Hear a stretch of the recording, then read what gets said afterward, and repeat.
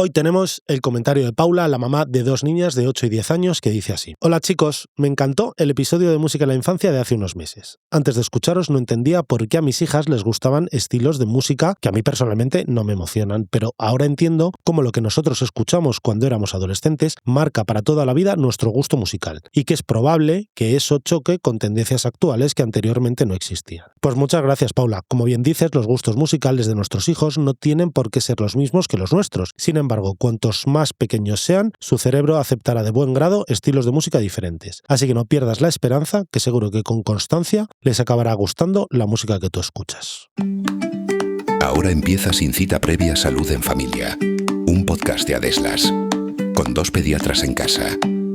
Bienvenidos a Sin Cita Previa Salud en Familia, el podcast de Adeslas. Yo soy Elena Blanco. Y yo soy Gonzalo Oñoro, somos pediatras y como cada 15 días estamos a este lado de los micrófonos para tratar con rigor un tema de salud infantil que seguro que os interesa. Hoy, Elena, vamos a hablar de cine. Efectivamente, perfecto título para finalizar esta quinta temporada, porque realmente el cine puede ser una herramienta maravillosa para mostrar a nuestros hijos historias y situaciones que les hagan reflexionar sobre emociones, diversidad, sin perder de vista que el cine es uno de los grandes entretenimientos del siglo XXI. Hablaremos de cuándo es la mejor edad para que los niños se enfrenten por primera vez a las salas de cine, de si es adecuado ponerles según qué películas y también de cómo funciona la clasificación por edades. Y al final de este episodio os recomendaremos 6 películas en las que de alguna manera se trata la salud infantil y que seguro que a vuestros hijos les encantan. Pero antes de empezar, Gonzalo, ya sabes que a mí me gusta hacerte una pregunta. ¿A partir de qué edad pueden tomar los niños palomitas? Pues las palomitas de maíz se consideran un alimento con un alto riesgo de atragantamiento y por tanto se recomienda no ofrecérselas a un niño antes de los 6 años. Las palomitas en sí mismas son difíciles de masticar y tienen muy poco peso, lo que hace que si un niño grita o se asusta puede aspirarse y pasar a los pulmones con todo lo que ello conlleva. Además, los pipos de maíz son muy duros, lo que hace que sean muy difíciles de masticar y aumenten por tanto el propio riesgo de atragantamiento.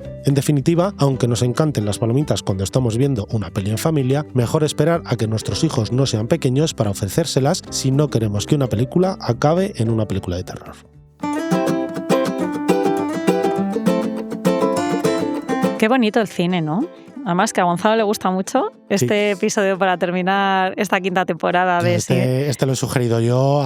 De hecho, vamos a cerrar con cine, ¿no? En familia, que además es una sección que tenemos en nuestras redes sociales que recomendamos películas así que les gustan a nuestros hijos. Pues hemos dicho, vamos a hacer un episodio para el podcast, ¿no? Y que podamos hilarlo con películas que hablen sobre salud o que hablen sobre el desarrollo infantil. No las películas, sobre el desarrollo infantil en relación al cine, ¿no? Vamos a hablar un poquito de eso, ¿no? Bueno, pues la primera pregunta sería ¿a qué edad sería adecuado poner cine a nuestros niños? No ir al cine, sino ponerles películas. A ver, todos sabemos que desde el punto de vista del desarrollo, antes de los 2 años, pues las sociedades científicas no recomiendan exposición a pantallas con contenido audiovisual pasivo, que básicamente es lo que es el cine, ¿no? Una pantalla gigante en la que somos espectadores.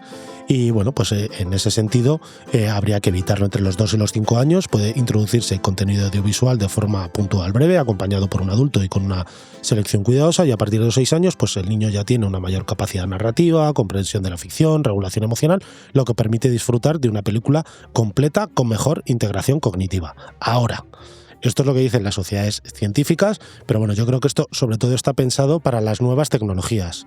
Un teléfono inteligente, móvil, una tablet, pues este tipo de cosas. El cine lleva con nosotros, bueno, iba a decir toda la vida, no es verdad, el cine es un invento hace unos 150 años y no había recomendaciones de que los niños no fueran a ver el cine. Pero sí, habrá en niños general, que antes de los 6 años, es a lo que me refiero, pueden empezar a ver sus primeras películas, ¿no? Claro, sobre todo el efecto del uso del contenido pasivo, sobre todo pues en el que estamos sustituyendo otro tipo de aprendizaje, pues sí que por debajo de incluso de los 6 años, pues no. Claro, pero bueno, ver el una cine, película, pues sobre yo creo todo, que el rango estará entre los 2 y los 5 años, y sobre ¿no? Para todo ir lo al que cine por primera vez. que puede aportar respecto a la experiencia en familia y tal. Bueno, Claro. que eso es lo que vamos a contar ahora. Caritas fuera. Nosotros llevamos a nuestro hijo mayor por primera vez al cine con 2 años y medio. Así que, pues para mí, depende un poco lo que os guste el cine, lo que estéis acostumbrados, pero bueno, yo creo que esa es una edad, a partir de esa edad, en la que muchos niños pues tolerarán lo que es estar, por ejemplo, 1 hora y media sentado en una butaca viendo una película. Claro, porque depende mucho pues la madurez emocional del niño y la capacidad de distinguir ficción de realidad. Pues ahí cada padre debe ponderar, ¿no? Y sabe lo que es lo mejor para sus hijos. Y luego también, aparte de la capacidad y tal, pues el tipo de película que vamos a ver, ¿no? Decimos, bueno, pues hay una calificación por edades que suele ser pues de acuerdo a unos contenidos, ¿no? Que pues tiene factores en los que consideran pues si hay contenido de violencia de tabaco, terror, uso de drogas, sexualidad, emociones, claro. Este tipo de cosas. Entonces, ¿no? bueno, aunque a lo mejor una película sea de +7, a lo mejor un niño que es muy sensible y que tiene unas experiencias previas en relación, por ejemplo, a la muerte por algún conocido suyo, pues a lo mejor no todos los niños van a tolerar igual la misma película. Y a lo mejor hay una película de +7 que para un niño de 8 pues no es adecuada, de modo... Y que haya un niño de 6 que sí que la tolere. Eso, ¿vale? De modo que las recomendaciones pues siempre deben adaptarse al niño individual. Lo vamos a repetir yo creo mucho a lo largo de esta primera parte del episodio. Yo creo que al final los papás tenéis que conocer el contenido que ponéis a vuestros hijos y por tanto no vale solo, ahora que vemos todos muchos, aparte de ir al cine en salas, que siempre lo recomendaremos, vemos en streaming, en plataformas en casa, pues mira, esta película que mi niño ya tiene 8 años y esta es +7, pues se la pongo. ¿Tú has visto esa película? ¿Sabes de qué va? ¿Sabes qué va a expresar?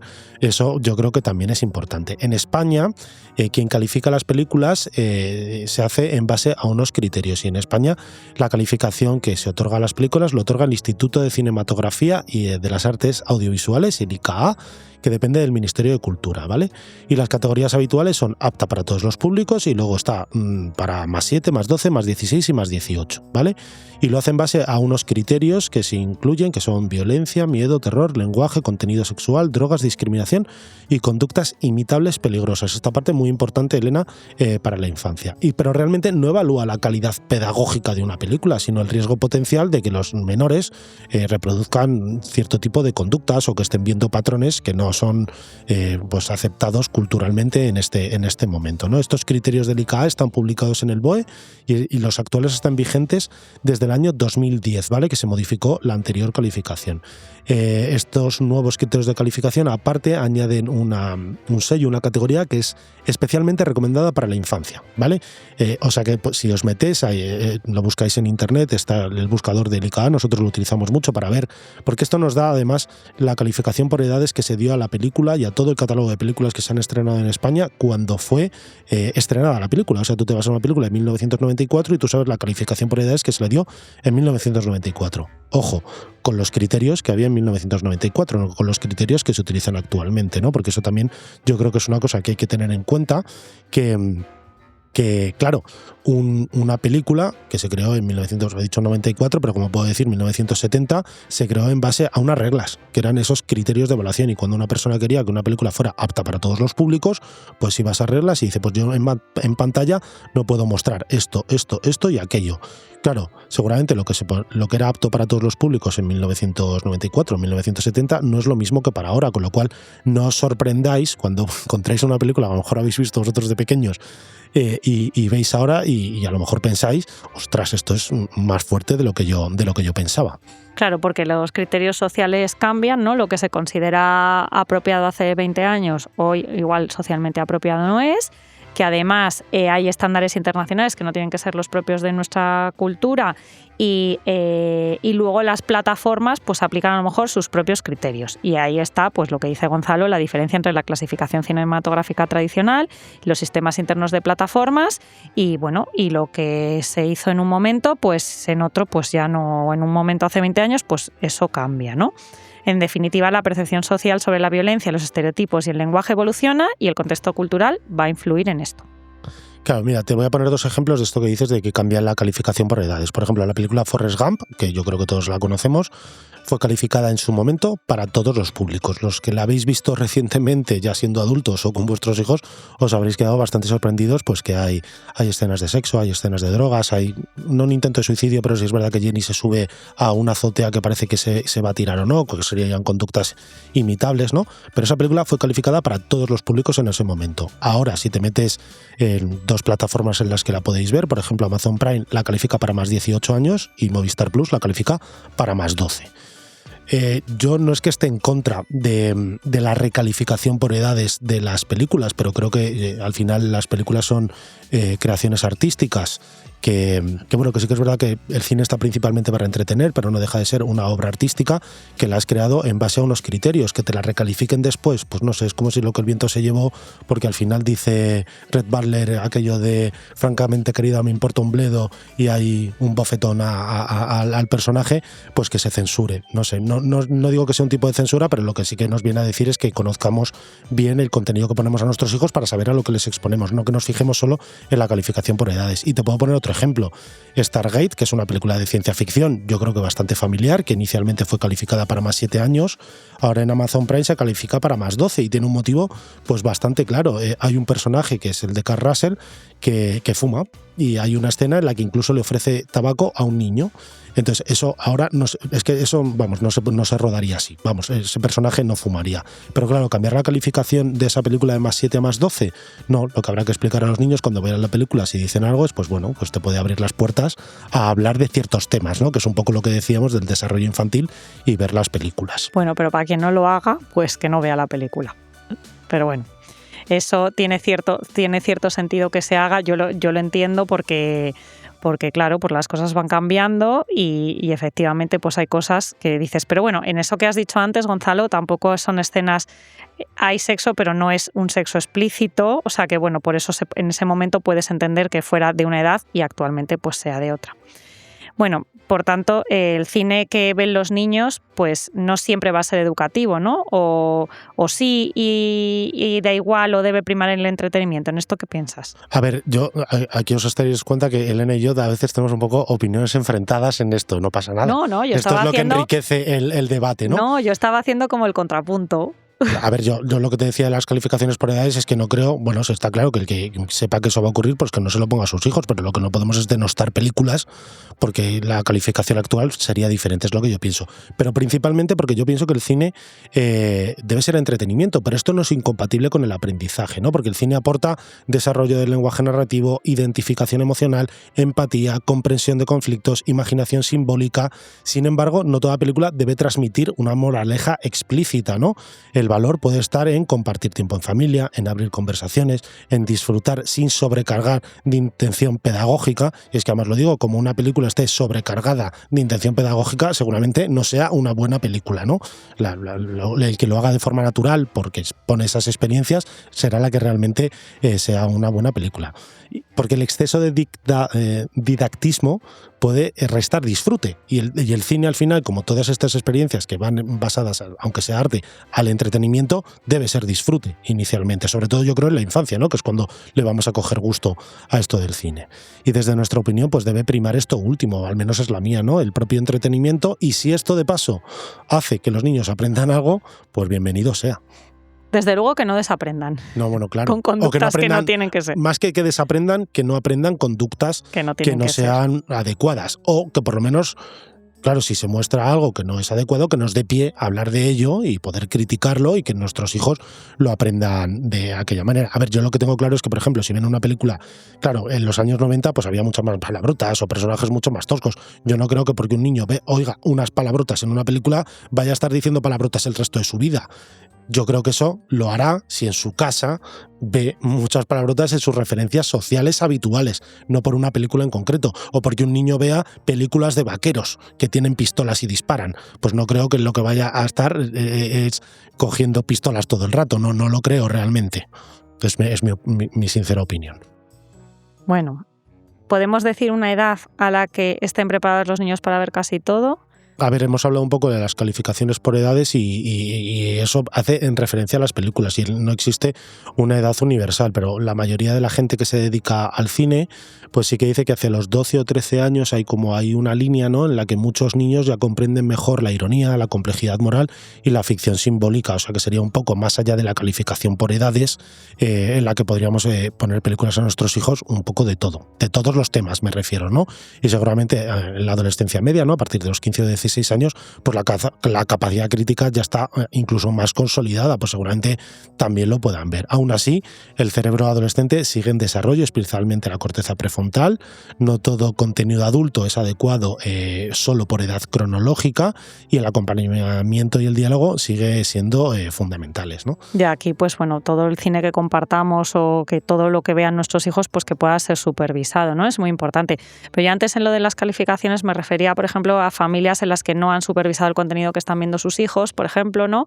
O yo es que eso lo tengo claro. O que no lo estén viendo en presencia de ellos, bueno, pues ahí puede tener cierta utilidad las recalificaciones, sí, ¿no? Está claro que como padres somos responsables de lo que ven, pero no siempre vamos a estar delante de lo que y algunas veces lo que consumen, ¿no? Nosotros solemos ver muchas películas que hemos visto cuando éramos pequeños y entonces sabemos lo que les estamos poniendo, pues diciéndolo de alguna manera, y alguna vez nos hemos llevado alguna sorpresa yendo a ver alguna película que no habíamos visto, pues algún estreno en salas de cine o que la hemos cogido en alguna plataforma y nos hemos llevado pues alguna sorpresa. No quiero decir que haya que ver primero la película para luego poder ponérsela a tus hijos, pero bueno, por lo menos conocer de qué va la historia y qué tipo de contenido les vamos a ofrecer, ¿no?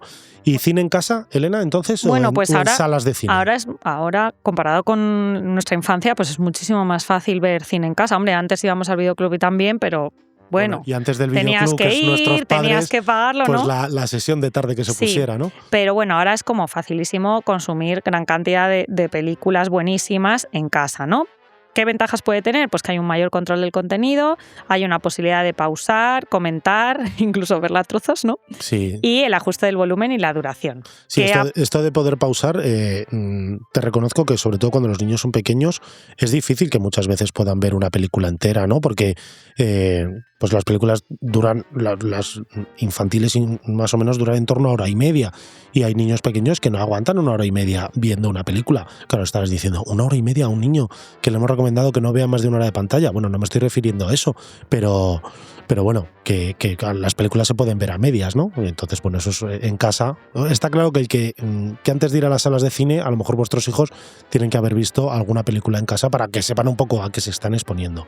La sala de cine, sin embargo, pues aporta una experiencia sensorial intensa, hay aprendizaje también de normas sociales, de lo que pueden y lo que no pueden hacer, y aparte fortalece la atención sostenida sin distracciones, ¿no? Porque hay que aguantar esa 1h30 que estamos diciendo. Para los niños más pequeños, pues suele ser más adecuado empezar en casa, y a partir de los 5 o 6 años la experiencia en salas de cine pues puede ser positiva, y dependiendo de la duración y del contenido de la película. Y para finalizar esta primera parte del episodio, mira, si os gusta esto del cine en la infancia, os vamos a recomendar un libro que a nosotros nos gusta mucho, que se llama De Blancanieves a Kurosawa, La aventura de ver cine con hijos, que es de Javier Ocaña y que seguro que os interesa muchísimo.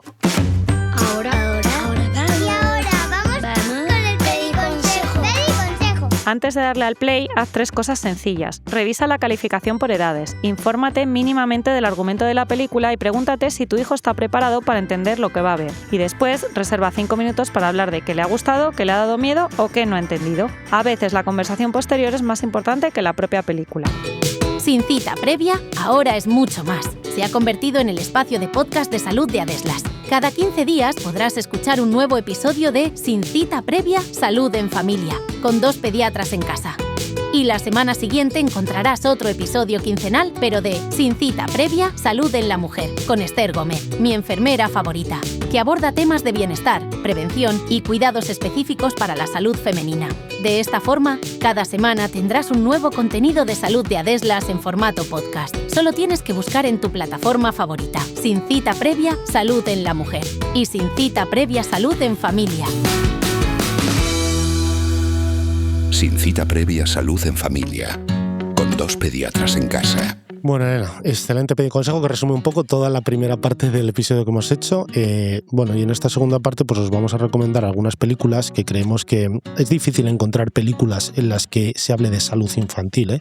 Os lo digo en serio, porque hay una máxima en Hollywood que no sé si conocéis, que dice que no puede morir un niño en pantalla, ¿no? Esto me lo dicen mucho los niños, en plan, yo sé que el protagonista no va a morir porque en las películas de Hollywood no se muere nunca un niño. A ver, en las pelis familiares nunca. Entonces, encontrar películas en las que haya niños enfermos es muy, muy, muy, muy complicado. Pero bueno, hemos intentado rescatar algunas tocan un poco tangencialmente a esto, que yo creo que sí que algunas se pueden ver en familia y que os van a gustar, ¿no? La primera que hemos seleccionado, seguro que si pensamos en un pediatra contento, alegre, que hace sonreír a la gente, pensaremos en un personaje que es Patch Adams, ¿no? Que es una película de 1998, que está, sobre todo su actor principal es Robin Williams, que seguro que lo conocéis porque hizo un montón de películas infantiles, y la calificación por edades, según el ICA, es apta para todos los públicos.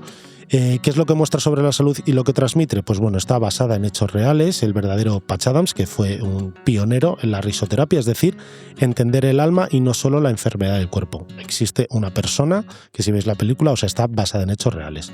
Aunque no es directamente una película sobre una enfermedad infantil, Patch Adams habla de la relación entre el médico y paciente y de cómo tratar la enfermedad con humanidad y humor después de una experiencia de vulnerabilidad personal del propio protagonista, ¿no?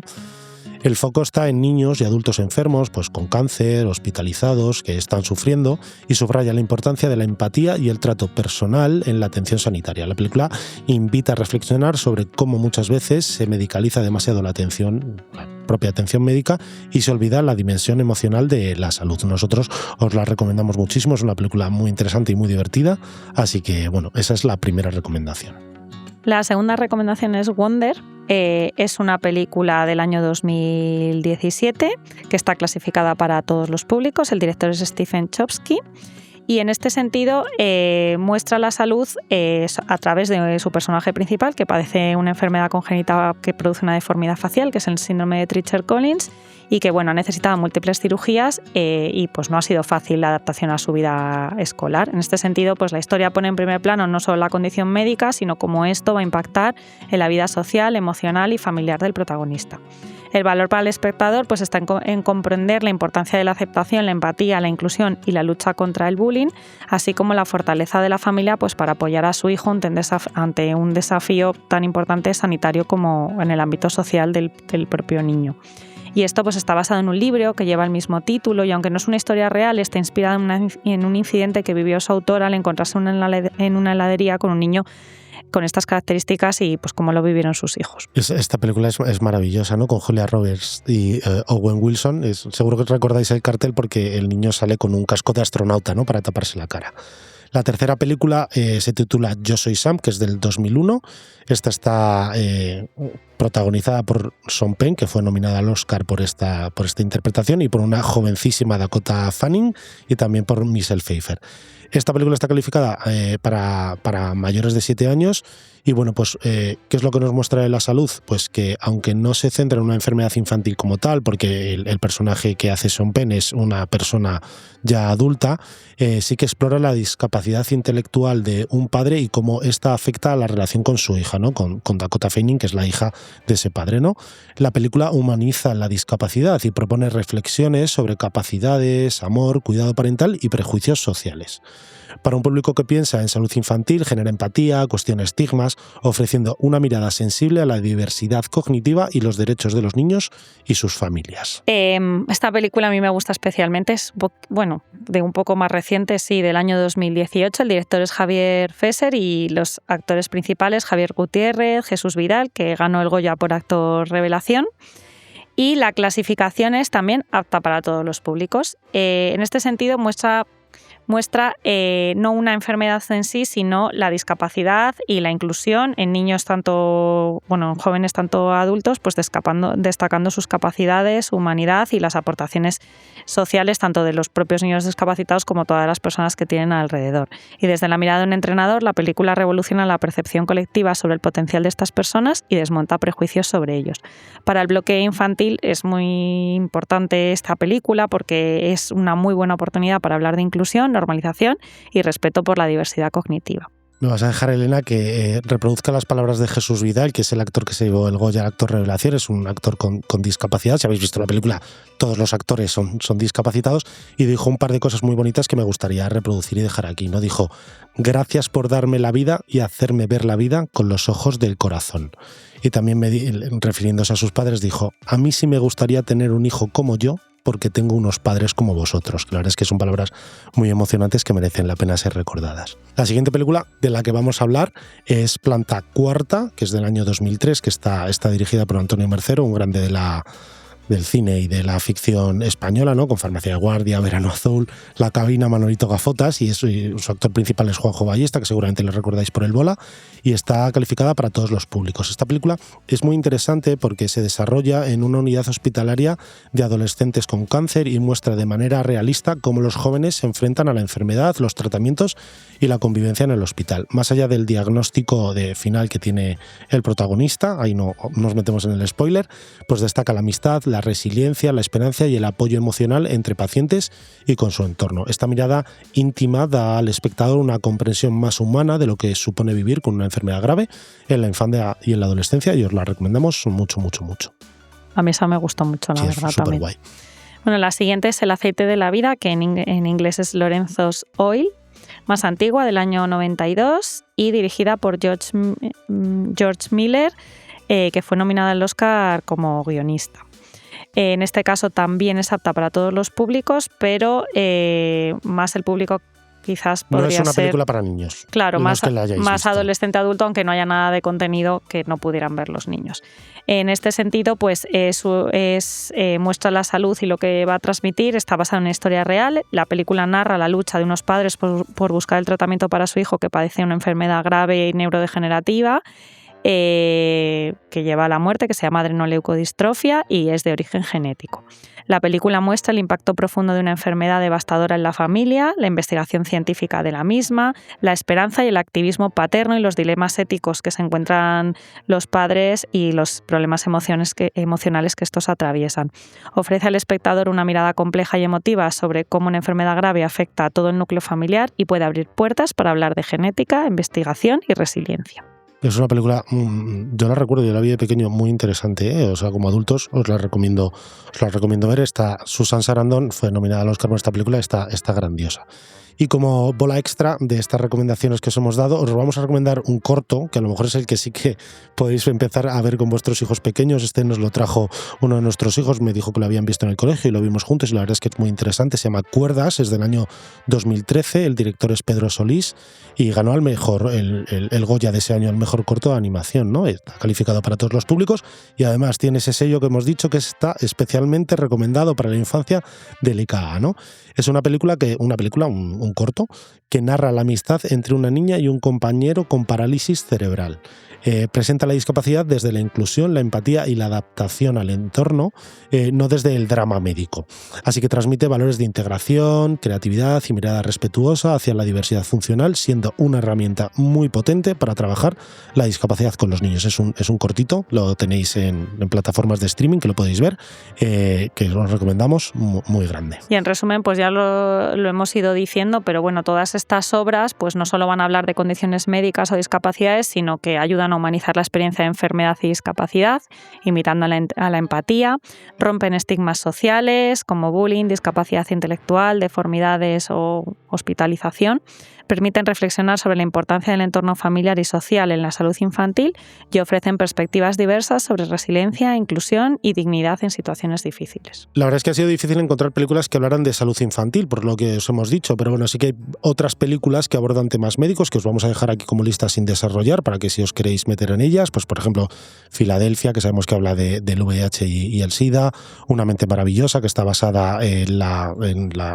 experiencia del matemático John Nash, que convive con esquizofrenia, Inocencia interrumpida, en la que hay una hospitalización psiquiátrica en una adolescente con un trastorno límite de la personalidad, la película Despertares, que está basada en las memorias de un médico, que es Oliver Sacks, que trata sobre pacientes que despiertan tras décadas en un estado catatónico, en lo que se llamó encefalitis letárgica, incluso pues Mar Adentro, ¿no? Que nos transporta a hablar sobre la eutanasia y los cuidados al final de la vida. Muchas de estas películas que os hemos dicho obviamente no son para niños, pero seguro que son muy interesantes que las veáis todos. Y ahora, unos consejitos. Toma nota. Que no te olvides. Elige el contenido según la madurez de tu hijo y no solo por su edad. Valora su sensibilidad, su capacidad para entender la ficción y su tolerancia a escenas intensas. Si tienes dudas, mejor verla antes o acompañarles durante el visionado. Ver cine en familia permite explicar, contextualizar y resolver dudas. Muchas escenas son oportunidades para hablar de emociones, enfermedad y diversidad o valores. El verdadero aprendizaje suele venir después de la conversación. No todo tiene que ser educativo en el sentido formal. El cine también es ocio y disfrute. Lo importante es que sea de adecuado, que no sustituya otras experiencias como juego, lectura o actividad física y que forme parte de un consumo audiovisual razonable y compartido. Y hasta aquí el episodio de hoy y de la temporada, así que os damos las gracias por habernos acompañado estos meses y esperamos que hayáis disfrutado tanto como nosotros. Y gracias al equipo de Adeslas Salud y Bienestar por apostar por este formato de divulgación y a todos los técnicos de sonido y productores que hacen que sonemos a las mil maravillas. ¡Hasta pronto! Adiós.